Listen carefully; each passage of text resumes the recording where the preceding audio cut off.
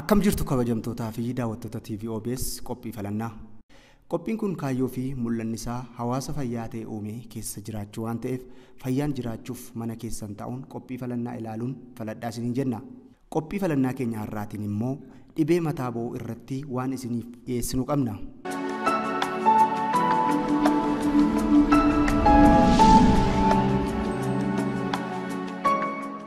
Akka ragaa nuti arganne tokko mul'isutti dhibeen mataa bo'oo yookaan cabsaa gosa 200 ol addunyaa kanarra tatamsa'ee dhala namaa dararaa jiraachuusaas bira ga'ameera. Kanneen keessaa kan miidhaa guddaa geessisan akkuma jiran kan homaa tokkoyyuu miidhaa hin geessifne jechuunis miira dhukkubbii nama keessatti hin uumne ni jiru. Warri kaan immoo yaala argannaan irraa fayyuun akka danda'amus ogeessonni ni dubbatu. Sababa ka'umsa dhibee kanaatiif yaadota garaagaraatu himama. Fakkeenyaaf dhiphinni sammuu, dhaamuun mataa keessi madaa'u, sammuun dhiiguu fi wantooti kana fakkaatan kanneen dhibee kana fiduuf sababa ta'an jechuudhaan kaa'ama. Tole, mee torban kana immoo walitti deebinee irraa jechuudha. Mataa dhukkubbiin wal qabsiifne. Mee mataa dhukkubbiin maalirraan ka'a? Mataa dhukkubbiin ka'umsi isaa mataa dhukkubbiin gosa lama qaba. Primary headache kan jedhamu jira, secondary headache kan jedhamu jira. Inni gurguddaan gosa isaa lama jechuudha. Inni yeroo mataan dhukkubbiin yeroo baay'ee mallattoo dhukkubaatti mallattoo dhukkuba isa kaan jechuudha. Dhukkubni biraa gaafa dhukkubu gaafa mataan dhukkubbiin akka simptomii yookaan mallattoo dhukkuba sanaatti argamu secondary headache jedhama. Primary headache jechuun immoo dhukkubuma gaafa ofii masaatii mataa dhukkubbiin qofti dhukkuba mataa isaa danda'ee mul'atu jechuudha. Amma kanatti na gaafachuu barbaadde mataa dhukkubbii itti waan qaabteef isa lammataa sana ta'a. Mataa dhukkubbii primary headache yookaan mataa dhukkubbii ofii isaatii danda'ee dhukkuba ta'ee mul'atu sana jechuudha. Isaan egaa ka'umsa garaagaraa qabu, gosa garaagaraa qabu. Ka'umsi isaanii baay'inaan ka'umsi isaanii hin beekamu. Sanyiidhaan hin daddarbu. Fakkeenyaaf migraine headache kan jedhamu gosoota gurguddaa sadan mataa dhukkubbii keessaa inni tokko sanyiidhaan hin darba. Jeenetikaalii xiqqoo itti dhiyeenya qabu. Primary headache yookaan immoo dhukkuba mataa dhukkubbii of danda'ee mul'atu kana yeroo baay'ee kana ka'umsi isaa jedhamee bira ga'ame wanti qabatamaan dubbatamu jiru tiyoorii mati haasa'ama malee jechuudha. Tarii waa yaaddoon waa tokkoof dhiphachuun yeroo dheeraa hirriba dhabuun mataa dhukkubbii kana fi nama saaxiluu danda'a. Mataa dhukkubbii waa tokko yaaduun stress warra jedhaman walumaa galatti stressii yaadda'uu dhiphachuu sodaachuu wantoonni akkasii mataa dhukkubbiidhaaf baay'ee nama saaxilu garuu hammi isaan itti nama saaxilan gargarii fakkeenyaaf namni utuma dhiphatu mataa hin dhukkubne jiraan dhiphatee mataan dhukkubu jira. Amma gaafa akka sennu mataan dhukkubbiin dhaabbataan hin jiru kan akka fakkeenyaaf gosa sadii qabu jarri migraine headache kan jedhamu jira, cluster type kan jedhamu jira, tension type headache kan jedhamu jira. Keessumaatti amma migraine headache sanaaf tension type headache sanaaf precipitating factor kan jedhaman jiru. Wantoonni itti kaachisan jechuudha wanta sanaaf. Ka'umsa kan ta'an kan itti kaachisan keessaa manni jalqaba stressii. Dhiphachuu jechuudha. Dhukkubsattoota migraine dhukkubsatan keessaa wantoota baay'ee itti kaasan nyaata fooliin nyaataa jira, ifti jira, sagalee gurguddaan itti kaachisa. Garuu inni guddaan stressii yookaan dhiphuu kanadha akkuma baay'ee sababa ta'a. Mataa bo'uun dhiphina irraa dhufu namoota addunyaarra jiran keessaa namoota biliyoona 1.6 jechuunis dhibbeentaa 21.8 hubee jira. Dhibbeentaa 90 namni kan dhibee kanaaf saaxilamu wayita dargaggummaa umurii waggaa 20 hanga 40 gidduutti jedhama. Gosti dhibee kanaa beekamaan kan migraine jedhamudha. Innis dhiphina irraa kan ka'udha.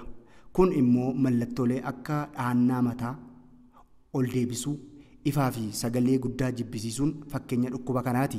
Mataa bo'uun namatti heddummannaan walitti dhufeenya hawaasaa fi hojii irrattillee miidhaa guddaa qabaata.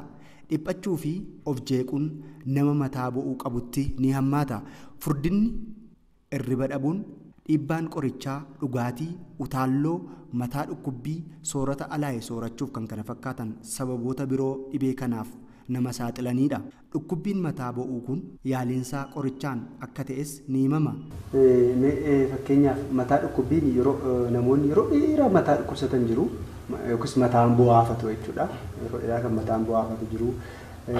Akkuma kana immoo darbee immoo kanuma xixiqqoo dhufee waan ta'eef mataa bu'aafata biyyaatti yeroo murtaa'e kan mataan bu'aafatu jira. Kan immoo aluma takkaa jalqabe yeroo dheeraa irra ture immoo ofiinis dhiisus jira. Kun maal akkamittiin ilaalame wanta akkasii dhukkuboonni akkasii kun? Inni kun gosa mataa dhukkubbii sanarratti hundaa'eeti karaa saayinsii akkuma isin jedhe bakka sadiitti qoodamanitti ilaalamu kan callisee wayitti fufee dhukkubu jira fakkeenyaaf tension type headache kan jedhamu sun jechuudha. Tension type headache kan jedhaman suni kan jedhamu sun guyyaa guutuu jiraata. Ganamas waa hirribaa kaasuu kaasee yeroo guyyaa guutuu sirra jiraata booris hin jiraatu baay'ee yeroo dheeraaf wayitti fufee jiraata jechuudha. Garuu hammi isaa yookaan intensitiin isaa wal caala. Sa'aatii ta'etti baay'ee si dhukkuba sa'aatii ta'etti gadi bu'aa ta'a. Namoonni sana dhukkubsatan konsentireet gochuu hin danda'anii irritabiliidha jechuun salphaatti mufa namni dheekkamu maal jedhu amalan godhatanii rafanii yoo rafanii sirriin isaanii fudhatu waan akkasiiti jira. Isaan warra yeroo dheeraadhaaf dhukkubate jette sanadha. Warri immoo amma kanatti dhufee amma kana irraa sokkee ammas ji'a eeggatee itti dhufee irraa sokkummoo hin jiru fakkeenyaaf maayigireen hedeek kan jedhamu daqiiqaa 30 amma sa'aatii muraasaatti sa'aatii 3 sa'aatii 4 yeroo tokko guyyaallee kan irra ga'u jira. Guyyaa guyyaatu isaan hojjetanii fatti dhufama isaanitti yeroo baay'ee. Isaan kun yeroo baay'ee tuma isaanii dhukkubiin wantoota garaagaraa argu fakkeenyaaf akka ifa garaagaraatti mul'ata kan akka spootilaayitii wanta akkasiitti mul'ata ija isaanii faatitti uffatee arguu dhabu qalama garaagaraa injoonjessaa qalama garaagaraa arguu danda'u harki isaanii kun yoo baay'eetti bu'an baay'ee kan isaan dhukkubu ta'etti argamuu danda'a. Yookaan immoo qaamumti isaanii yommuu amma dadhabuutti kan ga'u hin jira utuu dhukkubni sun itti dhufin jechuudha. Dhukkubni sun gaafa itti dhufu ifa baachuu hin danda'anii baay'ee mataan isaanii dhaataa hin balaqqamu amma sanaatti deemeet inni kun maayigireen type of headache jedhama. Maayigireen headache jedhama hin dhufaa amma ta'ee tura deebi'ee sokka ammas guyyaa biraa eeggatee akkasitti dhufa jechuudha. Inni kun maayigireen headache jedhama irra turu tension type headache jedhama. Mataa bu'uun inni kilaaster jedhamu immoo baay'ee kan nama dhukkubuu fi daqiiqaa 15 hanga daqiiqaa 180 qofatti kan namarra turuudha. Wayita turtii isaa kanatti imimmaan roobsisuu ija diimessuun nama gidirsa. Mataa bu'uun dhiphina irraa nama qabu guyyaa tokko keessatti daqiiqaa 30 ol nama dhukkuba. Kilaaster headache kan jedhamu jira. Takkumatti ka'ee kan baay'ee abiddatti buusu jechuudha. Inni yoo xiqqaate daqiiqaa 30 amma daqiiqaa 90tti caalaan turu yeroo baay'ee. Amma irra turu sanatti garuu mataa gargarii dhukkuba. Yookaan gama bitaa yookaan gama mirgaa dhukkuba lamaan isaa kan dhukkubu hojii gama sanaan jiru hin booyaa funyaan konjestir ta'aa wanta akka bishaanii waan akkasii dhangalaasaa wanta akkasiiti jira. Inni immoo baay'ee dhukkuba jechuudha. Inni gar tokkotti qoodee dhukkuba inni hin jiru yeroo persentii tokko gadi uummata keessatti. Baay'ina isaanii gaafa laallu inni baay'een isa tension type headache jedhamu sana yeroo dhukkuba mataa dhukkubee calluma yeroo dheeraaf dhukkubaa turu sanatti isa taanee kan jiru naannoo hawaasa keessa persentii 15 kan jiru biyyoota garaagaraa irratti hundaa'e maayigireen type of headache kan jedhamu sana. Dhukkuboonni kunniin jechuudha. Tarii yaalii atattamaanii qabaatu yeroo isaan namatti ka'an. Yaalii atattamaan qabaatu. Yaalii atattamaas kan yeroo dheeraa sun qabaatu. Inni atattamaa sun amma yeroo tokko amma dhukkuba sana irratti hundaa'a. Yoo baay'ee dhukkuba ta'e amma yaalaa deemanii fakkeenyaaf amma isa kan kilaaster type of headache kan jedhamu sana jechuudha. Amma kan oksijiiniin kennamu qorichoonni garaagaraa kan kennamaniif illee hin jiru jechuudha sadarkaa mana yaalaatti. Yoommoo isuma dhukkubuma nuun hojiirraa ittisuu hin dandeenye jedhamutti mataa dhukkubbiin jiraata jechuudha. Over the counter medication jedhaman jiru warruma utuu hin ajajamiin bitamu jechuudha gabaarraa antipeenii baay'ee xixiqqoo ta'an fudhatamanii kan fayyanis jiru sadarkaa isaan irratti hundaa'e sadarkaa hospitaalatti yaalamuu bira kan ga'us jira jechuudha yeroo gabaabaa keessatti. Warra amma ammaatti haasaa turre kuni maayigireen kilaaster tension type headache kan jedhaman kuni warra ofii isaaniitii dhukkubni biraatoo hin jiraatiin dhukkuba ta'anii dhufan. Mataa dhukkubbii ofuma isaaniitii dhukkuba ta'anii dhufan jechuudha. Jarreen kanaaf ka'umsi addaan jiru. Ka'umsi addaa jira mataa dhukkubbii wanta addaa. Ka'umsi kanadha jedhamu yeroo baay'ee kanadha jedhamee wanti define godhamee lafa taa'u hin jiru. Teoriin hin jira wanti garaagaraa isa kana kanatti kaasa ta'a isa kana kanatti kaasa ta'a kan jedhamutti jira malee kana ka'umsaa wanti jedhamu jiru. Garuu akkasitti ka'u kan godhan wantoota baay'eetu jiru.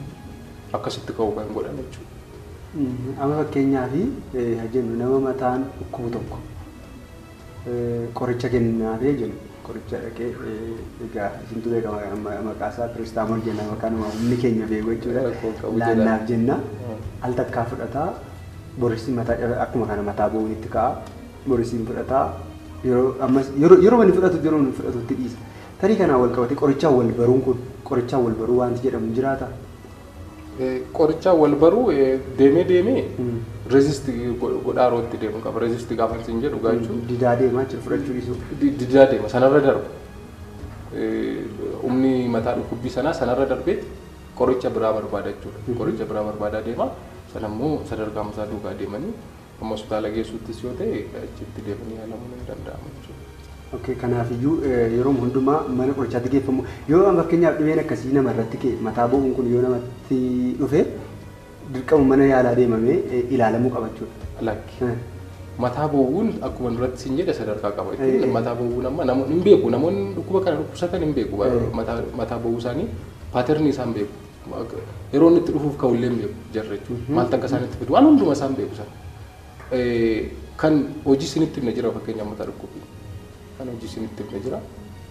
Kan immoo disabiling yookaan hojii kee guyyaa guyyaa wajjin interfiirsi godhu jira jechuudha. Hojii kee guyyaa guyyaa wajjin interfiirsi godhee maal jennaan hospitaala deemtee qoricha fudhachuu qabda jechuudha. Garuu asirratti wanta hin jedhaa jiru mataa dhukkubbii isaa lammataatiif mataa dhukkubbii isa jalqabaa yookaan isa ofii isaa dhukkuba ta'ee dhufu. Jarri kuni akkasitti dhaggeeffachuudhaaf mataan dhukkubbii sun isa jalqabaa ta'uu isaa duraan baruu qabu malee har'a kee mataan dhukkubnaan amma piraayimerii hedeekii hidhachuu hin danda'u. Sababa dhukkuba biraa ta'uu danda'a. Sanachi deemee akka dhukkuba biraa hin ta'in baruutu nama jira malee akkitti mataan gaafa si dhukkuba qaama kee keessa kan hin argamne irraa keessa dhukkubuu danda'a. Sana adda baafachuu hin dandeessu. Namoonni buna dhugan ajin yoo buna hin dhugin oolan yeroo itti mataan isaan dhukkubullee jira. Tarii mataa dhukkubbii kun suusiidhaan wal qabataa olaata.